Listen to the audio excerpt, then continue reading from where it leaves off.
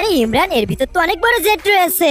এইটুকু জেটের দাম 10 কোটি টাকা। তাহলে যদি এতখানি জেট পেয়ে যাই, আর যদি এরকমটা হয় তাহলে আমাদের থেকে কোটিপতি কেউ হবে না। আমি এটার জন্য 50 লাখ টাকা লাগালাম।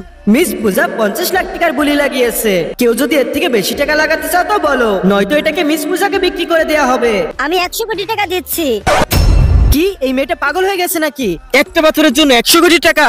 রিমা, সত্যি তুমি অনেক সাহসী। আমি এটা খোলার জন্য একদম রেডি। মিস রিমা, আপনি কি এটা এখানেই খুলতে চান? জি হ্যাঁ। যদি এর ভিতর থেকে জেট বের না হয় তাহলে এই মেয়েটা একদম বরবাদ হয়ে যাবে। রিমা, ঘাবড়িও না, যদি এর ভিতর থেকে কিছু নাও বের হয় তাও মন খারাপ করবা না। আরে মেয়ে, তুমি এটা কি করছো? তুমি কি হাত দিয়ে পাথরটা ভাঙবা নাকি? তোমার হাতটা ভাঙতে চাও নাকি? রিমা, তোমার জন্য তোমার অনেক টেনশন হচ্ছে। যদি এর ভিতর থেকে জেট বের না হয় তাহলে তো তোমার অনেক লস হয়ে যাবে। আমার তো কোনো টেনশন হচ্ছে না, তাহলে তুমি এত টেনশন করছো কেন?